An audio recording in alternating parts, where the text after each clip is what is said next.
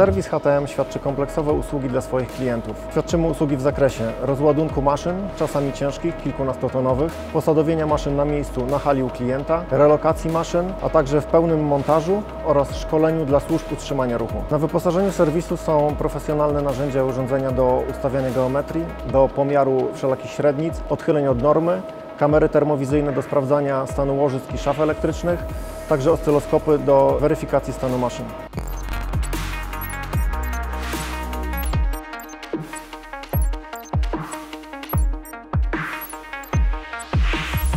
Wychodząc naprzeciw rosnącym wymaganiom klientów, nasza szeroko rozbudowana kadra inżynierska doposaża się w coraz to nowszy sprzęt pomagający w diagnostyce i naprawie maszyn, tak aby wszystkie świadczone usługi były wykonywane z najwyższą dokładnością i w czasie oczekiwanym przez klienta. Profesjonalny sprzęt, jaki posiadamy, wymaga profesjonalnej obsługi, dlatego też mamy szeroką kadrę inżynierską. Na chwilę obecną jest to kilkunastu inżynierów ze stażem od kilku do kilkunastu lat, a także osoby młode, głównie absolwenci Politechniki Śląskiej, którzy są wprowadzani w branżę CNC przez najbardziej doświadczonych serwisantów, jakich posiadamy.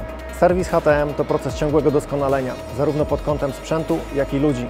Dlatego też nasi klienci czują, że mają w nas partnerów od momentu zakupu maszyny aż po jej wieloletnie użytkowanie.